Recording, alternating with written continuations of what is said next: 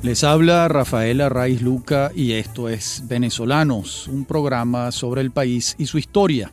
En la continuación de esta serie sobre la historia política venezolana del siglo XIX. Este es nuestro tercer programa de la serie.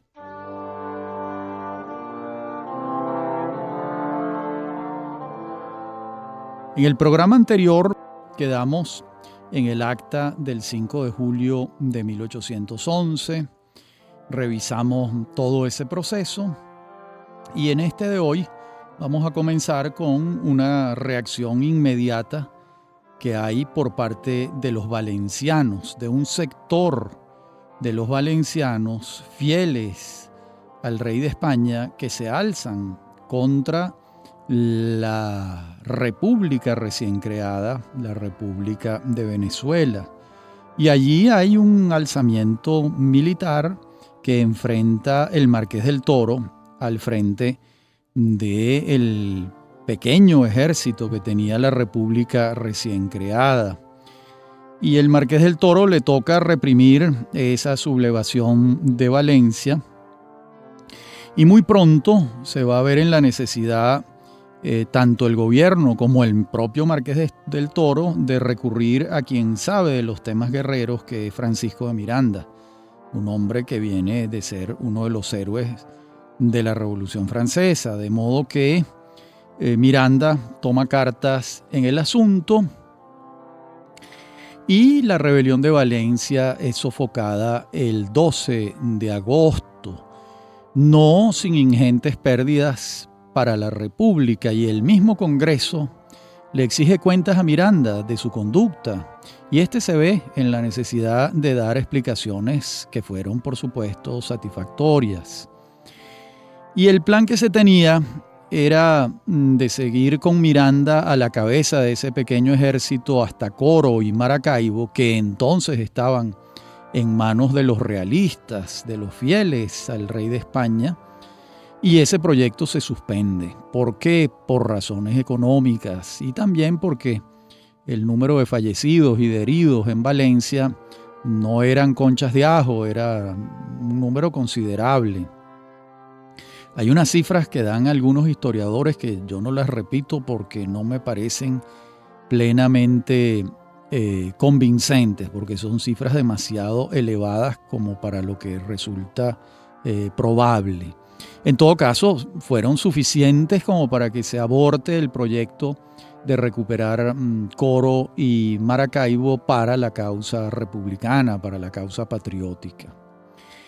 Mientras tanto, va corriendo el tiempo para que Francisco Isnardi y Juan Germán Rocio trabajen en la redacción de la primera Constitución Nacional que tuvo la República de Venezuela.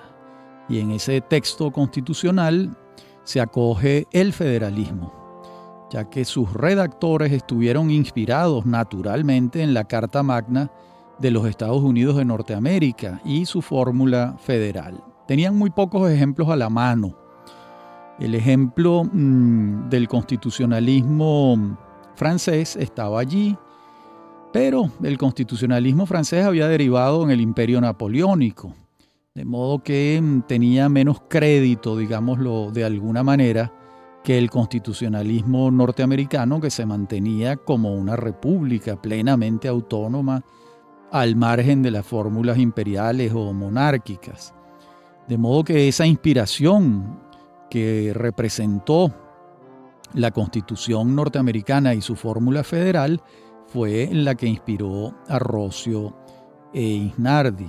Y se fue avanzando en la redacción de la Constitución hasta que se presenta, ¿verdad?, el proyecto constitucional, y ahí se aprueba la Constitución con un voto salvado de Francisco de Miranda, que era uno de los constituyentistas porque era diputado por el PAO. Voy a leerles la objeción de Miranda, que esto es muy interesante, ¿no? Dice Miranda: considerando de que en la presente Constitución los poderes no se hallan en un justo equilibrio, ni la estructura u organización general suficientemente sencilla y clara para que pueda ser permanente, que por otra parte no está ajustada con la población, usos y costumbres de estos países, de que puede resultar que en lugar de reunirnos en una masa general o cuerpo social, nos divida y separe, en perjuicio de la seguridad común y de nuestra independencia. Pongo estos reparos en cumplimiento de mi deber. Bueno, como vemos, Miranda objeta la faceta federal de la Constitución, pero la aprueba con esa salvedad, por supuesto, conduciéndose democráticamente, ¿no? Y la verdad es que lo primero que debemos señalar de este texto constitucional federal es que, a contramano de su espíritu liberal, que sí lo tiene, este texto, esta primera Constitución de Venezuela, consagra la religión católica, apostólica y romana como la religión del Estado. Claro, aquí está la mano de Roscio. Roscio es un católico al punto de que muchos lo consideran un teólogo. Y claro, esta invocación al Dios de los cristianos y desde el punto de vista católico se suprimió en la Constitución de 1830, porque lo esencial de una república liberal es su espíritu laico. No puede haber una confesionalidad en una república que se tenga por tal, porque en ese caso de lo que estamos hablando es de una teocracia y no de una república. Entonces ya en la Constitución del 30, la que se redacta en la Casa de la Estrella, en Valencia, bajo la égida de José Antonio Páez, se elimina en esa Constitución la invocación a Dios que sí hace Juan Germán Roscio desde su credo católico. Por otra parte, el espíritu y la estructura de esta Constitución fue naturalmente, como venimos diciendo, federal. Incluso se menciona un pacto federal de las provincias de Margarita, Mérida, Cumaná, Barinas, Barcelona, Trujillo y Caracas. Y bueno, de paso queda establecida la organización político-territorial. Y claro, no puedo nombrar a Corio y Maracaibo porque para la fecha estaban en manos de los realistas. El régimen electoral que asume esta Constitución va a ser el acostumbrado en su tiempo, que es el régimen censitario. ¿Qué quiere decir esto? Que van a votar los que formen parte de un censo. ¿Quiénes forman parte de ese censo? Los hombres mayores de 21 años y propietarios y que sepan leer y escribir. El periodo de los diputados en la Cámara de Representantes, que fue como se llamó, se estableció de 4 años. Y el periodo de los senadores en la Cámara de los Senadores fue de 6. El Poder Ejecutivo se determinó que se ejercía por 4 años y se acogió el sistema que ya estaba vigente antes de la Constitución, que es el triunvirato. Es decir, que habían 3 titulares de la Presidencia de la República y que se alternaban en la titularidad a lo largo de los 12 meses del año, 4 meses cada uno. ¿Cuándo fue sancionada? Esto quiere decir aprobada la primera Constitución de Venezuela el 21 de diciembre de 1811. Y con las salvedades de Francisco de Miranda, y esas mismas salvedades las va a invocar más adelante el entonces coronel Simón Bolívar, y eso lo va a expresar en el Manifiesto de Cartagena, fechado el 15 de diciembre de 1812, un año después de la Constitución. Pero en ese año va a correr mucha agua debajo de los puentes y todo eso lo revisaremos a lo largo de estos programas. Bueno, es obvio, ¿verdad?, que la inspiración que tuvieron los redactores de la Constitución, en particular Francisco Javier Ustaris y Juan Germán Roscio, fue la Constitución de los Estados Unidos en Norteamérica, como venimos diciendo. No era posible pensar que iban a tomar algo del derecho constitucional español, entre otras cosas, porque la Constitución liberal de España es de 1812, es posterior a esta, y era imposible. Y y también señalamos antes lo relativo al derecho constitucional francés, que sí toman algunos elementos del derecho constitucional francés, como bien lo ha señalado el gran constitucionalista venezolano, el profesor Alan Brewer Carías, en muchos estudios del profesor Brewer. Hay un texto, un prólogo de ese extraordinario historiador venezolano que fue Caracciolo Parra Pérez. Es un texto del año 1960, cuando la Academia Nacional de la Historia publica el texto de la Constitución Federal de 1811, y Parra Pérez lo prologa.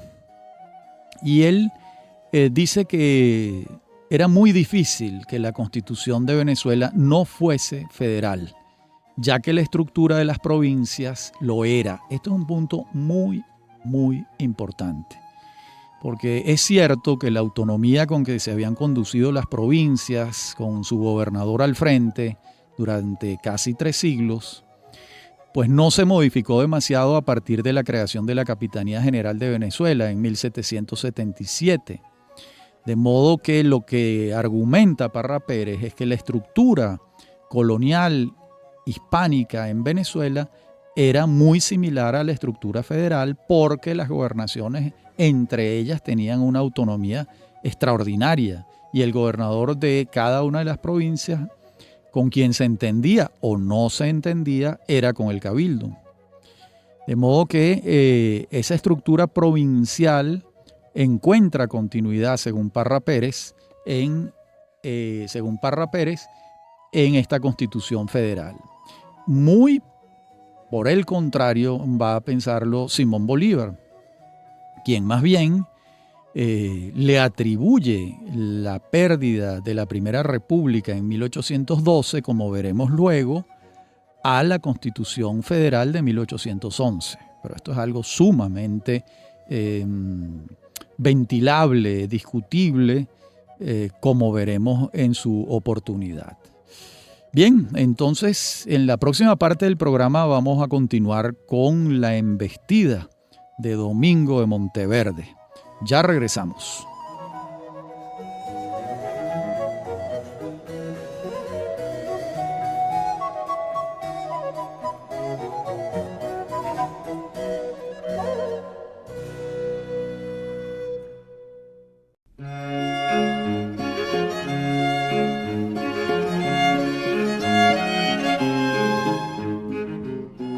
Decíamos en la parte anterior del programa que, según Caracciolo Parra Pérez, la Constitución Federal de 1811 recogía, continuaba la estructura semifederal de las gobernaciones y las provincias que formaban parte de la Capitanía General de Venezuela. En otras palabras, que el esquema jurídico, político, gubernativo del periodo colonial encuentra continuidad en la Constitución Federal. Yo suscribo ese comentario de ese gran historiador que es Parra Pérez. Veamos ahora qué ocurre a partir de marzo de 1812, cuando desembarca en Coro, proveniente de Cuba, el capitán Domingo de Monteverde, enviado por el Consejo de Regencia. Recordemos una vez más que Fernando VII está en cautiverio, que estamos en 1812, que él va a regresar a colocarse la corona en la cabeza en 1814, faltan 2 años, y que hay unos españoles a su servicio que están actuando por órdenes del Consejo de Regencia. Y Monteverde se encuentra con Millares, que es el gobernador de Maracaibo, y Millares es un hombre tremendamente prudente, y Millares le sugiere que no vaya más allá de Coro y de sus límites. Por supuesto, Monteverde no le hace caso y se mete en el territorio patriota. Y en Siquisique se le suman los indígenas del cacique Juan de los Reyes Vargas. Esto es muy importante, porque él traía 700 soldados, y se le sumaron 500 soldados que eran los indígenas que seguían a Juan de los Reyes Vargas, de modo que va a tener un ejército un poco más grande, ¿no?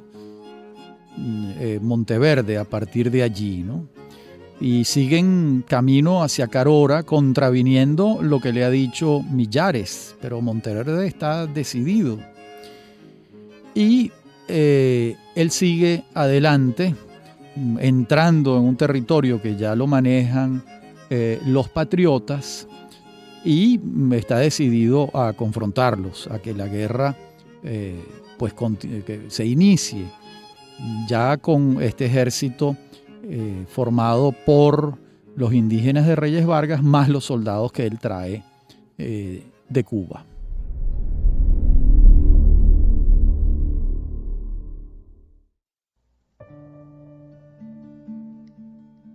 Esto está pasando en marzo, y también en marzo va a ocurrir el 26 de marzo el famoso terremoto. Eso fue uno de los terremotos más severos que ha tenido Venezuela. Los expertos en estos temas dicen que ha sido, de los que se tienen registrados, el que causó mayores daños, porque no solo fue un terremoto en Caracas, fue también en Barquisimeto y en Mérida, porque esa era la línea, la falla geológica pasaba por todas estas ciudades. Y las consecuencias para las fuerzas patriotas del terremoto fueron dramáticas. En Caracas los estragos fueron tan grandes que 60 años después se veían las ruinas en Caracas porque no habían podido ser reconstruidas una cantidad de viviendas. Y en Barquisimeto, donde estaban acantonadas una cantidad de fuerzas militares que estaban allí para enfrentar a Monteverde, pues sufrieron unas bajas considerables, ya que el cuartel donde estaban concentradas se vino abajo, falleciendo una cantidad de soldados. Bueno, y entonces la Iglesia Católica, que entonces en su mayoría era monárquica, desde los púlpitos le atribuyó el sismo a la herejía de los patriotas y lo comenzó a considerar como un castigo divino. Por supuesto, no estamos hablando de todos los sacerdotes de la Iglesia Católica. Algunos eran patriotas, pero también otros eran monárquicos y empezaron con estos discursos, con estas homilías, desde el púlpito.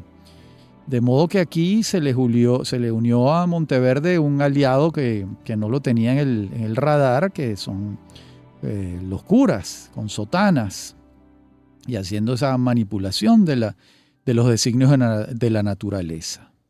Y dicen la leyenda, y creo que tiene mucho de verdad, que precisamente el joven Bolívar, al escuchar a un sacerdote en su prédica, fue cuando pronunció aquella frase que se ha hecho célebre en la panoplia mitológica bolivariana. Al parecer, Bolívar dijo: si la naturaleza se opone, lucharemos contra ella y haremos que nos obedezca. De modo que se trata de una expresión de gran voluntarismo, porque hacer que la naturaleza nos obedezca es verdaderamente algo imposible. Pero uno entiende la metáfora, lo que él quería señalar, ¿verdad? Y bueno, sobre este particular de las frases bolivarianas, pues hay mucha tela que cortar, ¿no?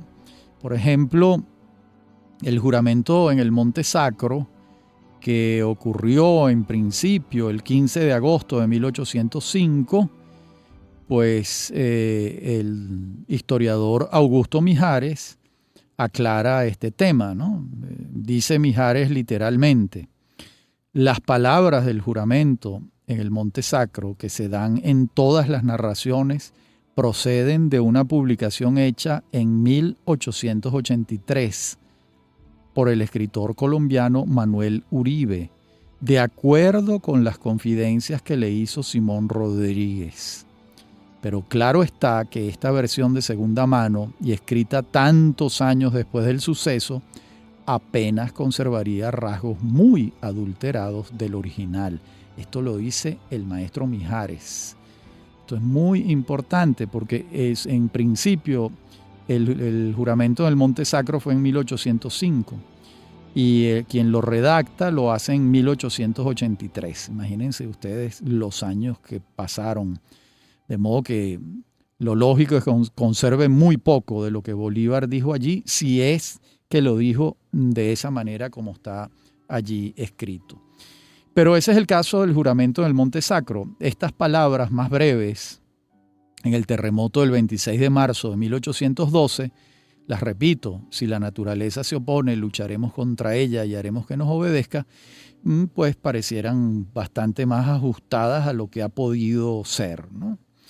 De tal modo, estos temas en relación con las frases de Bolívar siempre hay que tomarlos con atención, con lupa, porque en algunos casos las escribió o las dijo y en otros casos son recreaciones históricas posteriores, ¿no?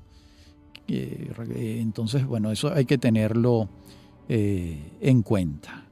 Por ejemplo, en relación con el terremoto, hay un párrafo de la memoria al príncipe regente de Inglaterra, que es enviada, esa memoria es enviada por el Marqués del Toro y por su hermano Fernando, el 5 de marzo de 1813, y allí dicen ellos: la terrible catástrofe del terremoto del 26 de marzo completó la destrucción del edificio político de Venezuela, enterrando bajo las ruinas de las ciudades de Caracas, San Felipe, Barquisimeto, Mérida y el puerto de La Guaira a más de 12.000 personas, junto con almacenes, armas, municiones y las tropas que teníamos en aquellas, mientras el resto de los habitantes, que sobrevivieron solo para lamentarse del trágico destino de sus parientes y compatriotas, se dispersaban por los campos.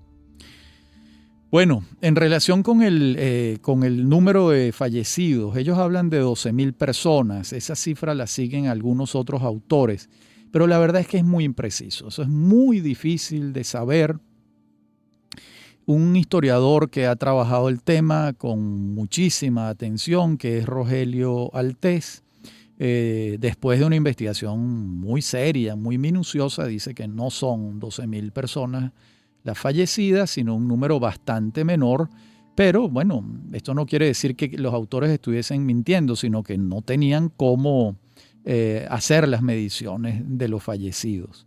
Pero en todo caso, no hay duda de que fue una catástrofe tanto física como política, porque Monteverde va a aprovechar esa coyuntura y va a seguir avanzando. Y el 23 de abril ya lo tenemos cerca de San Carlos. Y allí se enfrenta a unas fuerzas patrióticas y las derrota. Y entonces engrosa sus fuerzas con pertrechos y soldados que se pasaron de un bando a otro. Y entonces la alarma en las filas patriotas y en el Congreso Nacional pues fue total, ¿no? Y el 26 de abril de 1812 se nombra a Francisco de Miranda con poderes extraordinarios, con el título de generalísimo, para enfrentar la reacción de Monteverde. Y Miranda fija cuartel en Maracay. Y Monteverde sigue avanzando. Ya el 3 de mayo está en Valencia. El 12 de junio está en Guayca. Y el 18 llega a Maracay. Y Miranda se tiene que replegar en La Victoria. Y el 29 de junio hay un encontronazo del que sale derrotado Monteverde y queda muy maltrecho, apenas le quedan 500 hombres. Y nadie entiende por qué, no se sabe. El generalísimo Francisco de Miranda no dio la orden de perseguir a Monteverde y su tropa, sino que lo dejó ir hacia Puerto Cabello. Y bueno, esta conducta le fue muy reclamada a Miranda acremente por sus detractores. Y él mismo probablemente se habrá preguntado por qué no tomó la decisión de perseguirlo y acabarlo, sino que lo dejó irse. Y Monteverde, en las inmediaciones de Puerto Cabello, se esmera en alimentar su tropa con los sediciosos de Valencia, los que se sumaron desde Valencia. Y eso fue, y lo logró realmente Monteverde. En la próxima parte del programa veremos cómo y por qué se perdió Puerto Cabello. Y seguimos con nuestra historia del siglo XIX. Ya regresamos.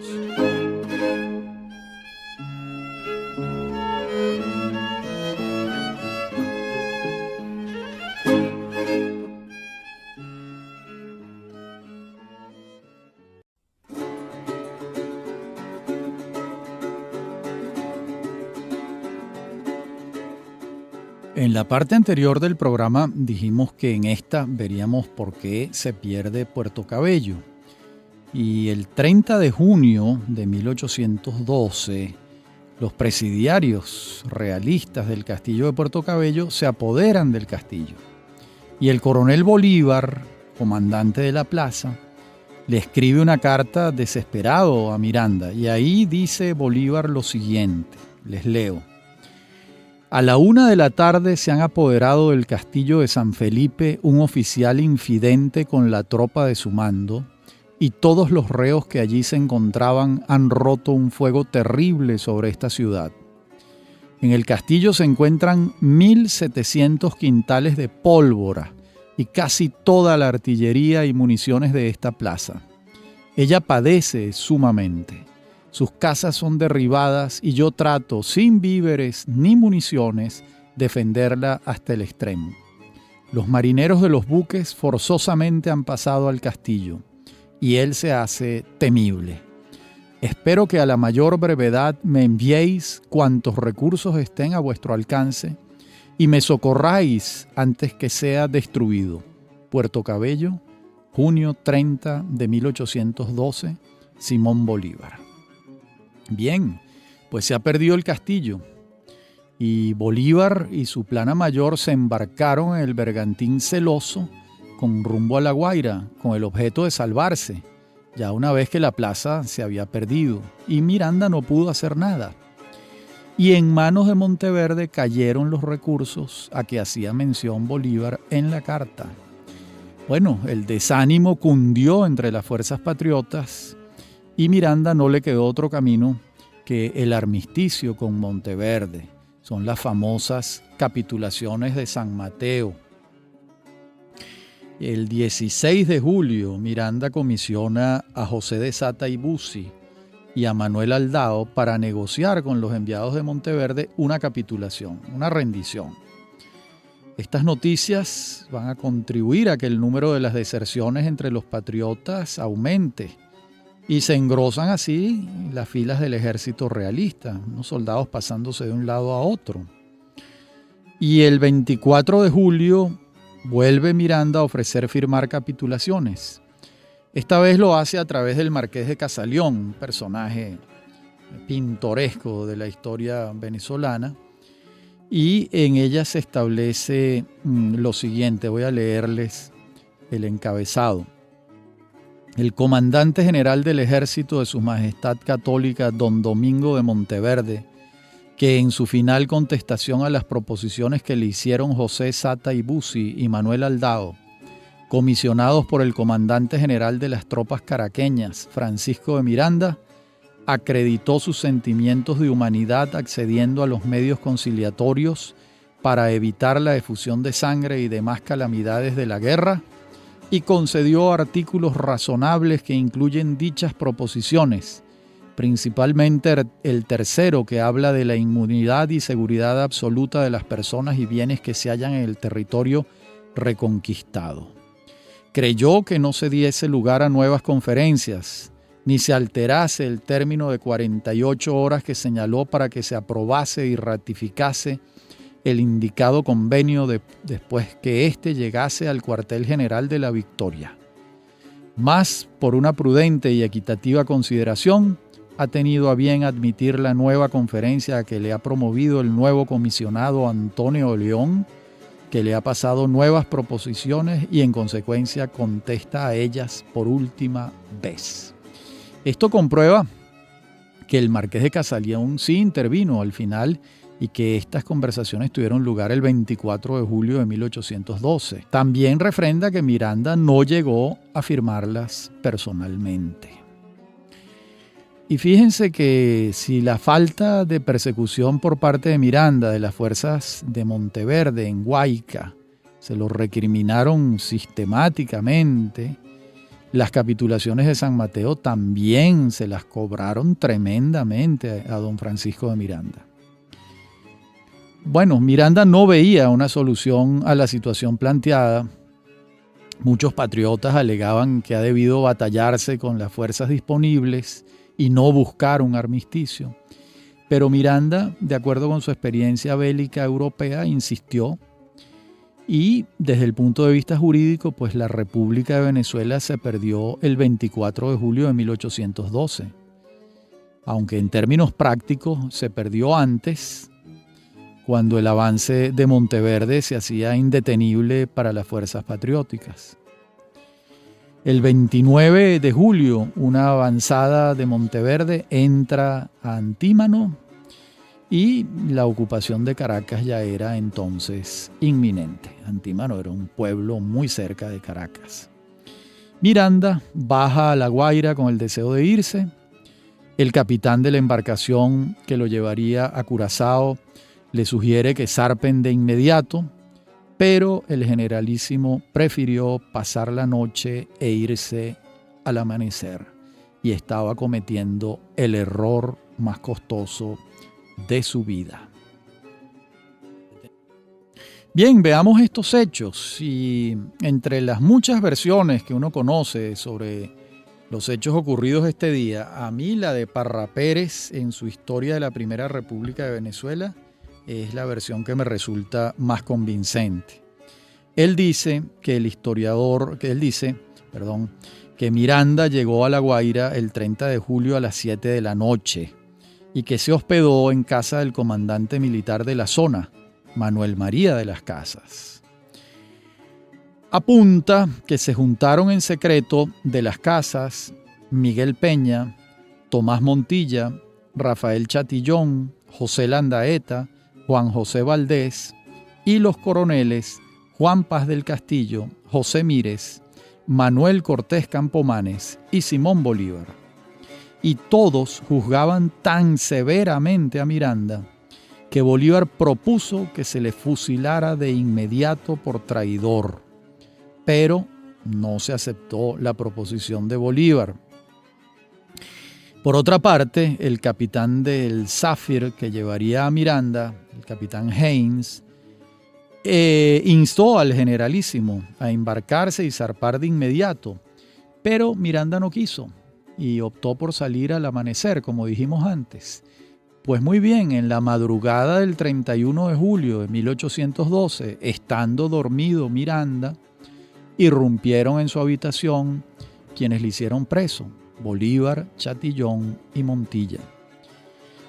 El generalísimo le pidió la linterna a su asistente. Su asistente era el joven Carlos Sublet, y con esa linterna iluminó a los captores y entonces dicen que pronunció una famosa frase: bochinche, bochinche. Esta gente no sabe hacer sino bochinche. No sabemos si eso es exactamente así, pero esa anécdota se ha convertido en leyenda. De las Casas, siguiendo instrucciones de Domingo de Monteverde, lo entrega a Cerveris y éste lo introduce en la celda del castillo de San Carlos en La Guaira. En enero de 1813, 6 meses después, es trasladado al castillo de San Felipe en Puerto Cabello. En junio es enviado al castillo del Morro en Puerto Rico y en diciembre a la cárcel de La Carraca en Cádiz. Allí fallece el 14 de julio a la 1:05 de la madrugada de 1816, ese extraordinario venezolano que fue Francisco de Miranda. Tenía 66 años. Bueno, ríos de tinta han corrido para explicar este momento trágico de la historia de Venezuela, en el que el precursor de la independencia es entregado a los realistas por el conjunto de coroneles y de militares que lo siguieron a él en la batalla, en la guerra contra Domingo de Monteverde. Bien, Monteverde le escribe el 26 de agosto al Consejo de Regencia lo siguiente, voy a citarlo. Esto lo dice Domingo de Monteverde. Los que fueron contagiados, pero de algún modo obraron opuestamente a la maligna intención de los facciosos. En esta clase, excelentísimo señor, se hallan don Manuel María de las Casas, don Miguel Peña y don Simón Bolívar. Yo no puedo olvidar los interesantes servicios de Casas ni el de Bolívar y Peña. ¿Habría obtenido pasaporte el coronel Bolívar de parte de Monteverde sin haber prestado sus interesantes servicios? Bueno, pues no parece probable.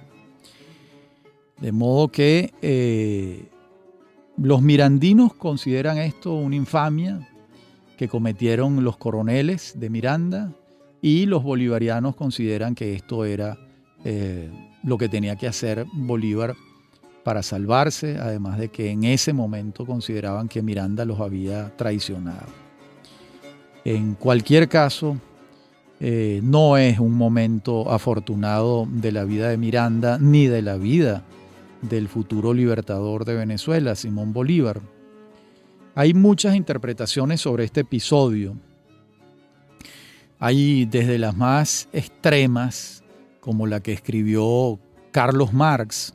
Sí, Carlos Marx, cuando escribe la entrada de la New American Encyclopedia, que se le encarga a Charles Dana. Charles Dana le encarga a Marx que escriba la biografía, por eso digo la entrada de Bolívar. Y esta enciclopedia se publica en los Estados Unidos. Y Marx, que no quería a Bolívar para nada, escribe ese capítulo. Esto ha sido muchas veces revisado. Y fue tan duro que el propio editor, Charles Dana, le reclama a Marx el tono prejuicioso de su entrada.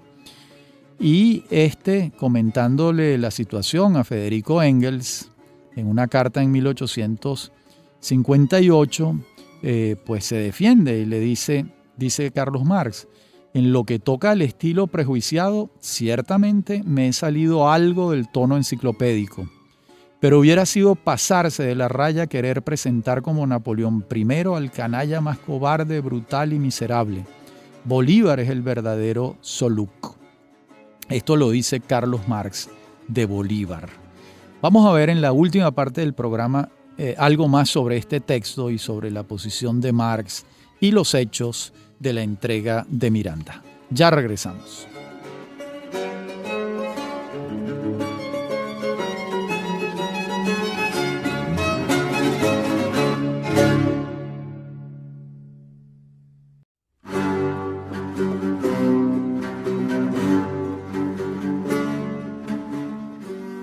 En la parte anterior del programa leímos un fragmento de una carta que le escribe Carlos Marx a Federico Engels sobre el tema de la microbiografía que él escribió de Simón Bolívar para la enciclopedia de Charles Dana en los Estados Unidos, New American Encyclopedia. Y ustedes se preguntarán, ¿quién fue Soluk? Y bueno, la respuesta es todavía más alarmante, pues, porque Soluk fue un autodenominado emperador de Haití entre 1849 y 1859, bajo el nombre imperial de Faustín I. Y bueno, fue un hombre muy cruel en el ejercicio del poder. Y Soluk venía de acompañar a Petión en sus luchas. Y primero es elegido presidente y luego se coronó como rey. Y cuando Marx compara a Bolívar con Soluk, por supuesto, está incurriendo en una exageración inexcusable, algo verdaderamente inaudito. Pero bueno, fíjense las equivocaciones de Carlos Marx. Los marxistas dicen que las fuentes que utilizó fueron muy antibolivarianas y es probable que haya sido así, pero en todo caso Carlos Marx cargó las tintas porque es muy sesgado su texto sobre Bolívar y se le nota entre líneas una animadversión particular. Y sobre todo lo aclara aquí en esa carta que le escribe a Engels, donde compara a Bolívar con Solúk. Por su parte, el propio Miranda va a romper el silencio el 8 de marzo de 1813, cuando estaba preso en las bóvedas del castillo de Puerto Cabello. Y dice él, literalmente, sepultado en una oscura y estrecha prisión y sepultado con grillos. Y se dirige entonces a la audiencia de Caracas con un memorial. Es una pieza histórica que está redactada con una asombrosa serenidad por parte de Miranda y da cuenta de esto de los quilates espirituales que tenía don Francisco. Y allí aboga por el cumplimiento de las capitulaciones que fueron abiertamente violadas por Monteverde. No se retracta de sus motivos para firmarlas. Le atribuye al terremoto del 26 de marzo en Caracas y el resto del país, el resto occidental del país, buena parte de la catástrofe, y al alzamiento de los afrodescendientes barloventeños, encabezado por José de las Llamosas. Y el tono de avenimiento lleva a pensar que el propio Miranda no estaba convencido de alcanzar la independencia a cualquier costo, y que precisamente por ello optó por firmar las capitulaciones. Y afirma en un momento dado en ese memorial: reconcíliase a los americanos y europeos para que en lo sucesivo formasen una sociedad, una sola familia y un solo interés, dando Caracas al resto del continente un ejemplo de sus miras políticas y de que prefería una honrosa reconciliación a los azarosos movimientos de una guerra civil y desoladora. Bueno, estas son las palabras de un político curtido en foros civilizados, más que las palabras de un guerrero. Y de hecho no es el verbo de alguien que está buscando la independencia a cualquier precio. De modo que, y en ese memorial, Miranda va a aludir a la Constitución de Cádiz como un ejemplo de un texto constitucional moderno, por cierto, ni atendido ni respetado por Monteverde. Y ya sabemos que la Constitución de Cádiz fue promulgada el 19 de marzo de 1812 y tuvo vigencia 2 años hasta que Fernando VII regresa al trono el 19 de marzo de 1814 y vuelve el espíritu absolutista, de la monarquía absolutista, no de la monarquía constitucional que planteaba la Constitución de Cádiz de 1812. Esa Constitución planteaba separación de poderes, sufragio masculino indirecto, libertad de prensa, libertad de industria. Era una Constitución liberal. Pero esa no fue la que implementó Fernando VII cuando regresó en 1814. Bueno, se ha perdido la República, Monteverde es el nuevo capitán general y a Monteverde no le tiembla el pulso para perseguir, encarcelar, despojar de sus bienes y aventarlos al exilio. Y en esa tónica arrasadora va a entrar Monteverde a Caracas el 29 de julio de 1812 y el 1 de agosto hace presos a Juan Germán Rocio, Juan Pablo Ayala, José Cortés de Madariaga, Francisco Isnardi y otros notables criollos. Por su parte, Bolívar permanecía discretamente en la casa del Marqués de Casaleón hasta que salió para Curazao el 27 de agosto, gracias al pasaporte que gestionó directamente ante Monteverde su amigo Francisco de Iturbe, después de la entrega de Miranda. Esto lo dice el propio Monteverde, como lo señalamos antes. Monteverde se abroga el título de capitán general y al Consejo de Regencia no le queda otro camino que aceptarlo. Millares queda relegado, lo designan capitán general de Maracaibo y bueno, los seguidores de Monteverde, que en su mayoría son canarios y paisanos de él, porque él también era canaria, son feroces. Estamos hablando de Eusebio Antoñanzas, de Pedro Asterloa, de Antonio Tíscar, de Pascual Martínez y de Francisco Cerveris.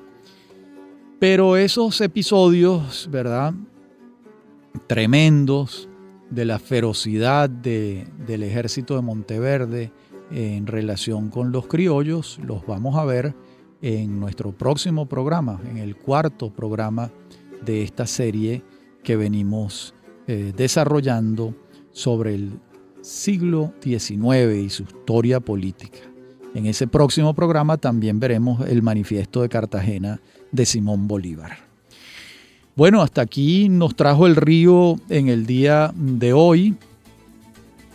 Habló para ustedes Rafael Arraiz Luca, y esto es Venezolanos, un programa sobre el país y su historia. Me acompañan en la producción Inmaculada Sebastiano y en la dirección técnica Fernando Camacho y Giancarlo Caraballo. A mí me consiguen en mi correo electrónico rafaelarraiz@hotmail.com o en Twitter @RafaelArraiz. Ha sido como siempre un gusto hablar para ustedes. Hasta nuestro próximo encuentro.